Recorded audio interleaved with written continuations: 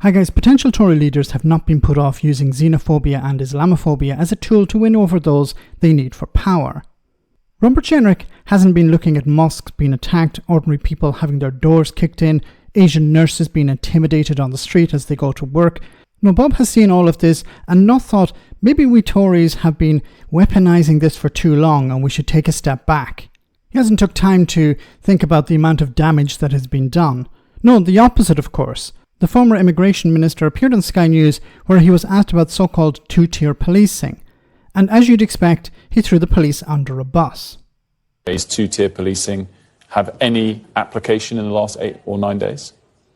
Well, I have been very critical of the police in the past, particularly around the attitude of some police forces to the protests that we saw since October the 7th.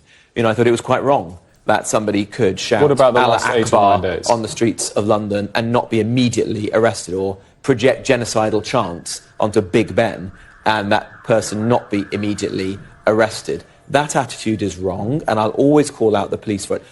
What a spineless charlatan this guy is. Instead of actually defending the police at this very difficult time for them, where they're being accused by the far right, commentators, even politicians, as engaging in two-tier policing, instead of actually defending the police, what does he do? He thinks about his career. I want to be prime minister maybe someday, but first I want to be the leader of the Conservative Party going forward. So what I need to do is I need to pander to the worst elements in my party. And if I'm attacking the police and saying, well, there's two-tier policing because Nigel Farage mentioned it, then of course I'm going to win over their support. What an absolute charlatan this guy is. He used to be an immigration minister. He used to be a government minister. He should be defending the police here. Look, the police make a massive number of mistakes. There needs to be reform within the police. But this idea of two-tier policing, that, pro-Palestinian marches are treated differently to the ones that were, to the riots. Of course they're going to be treated differently because they're different.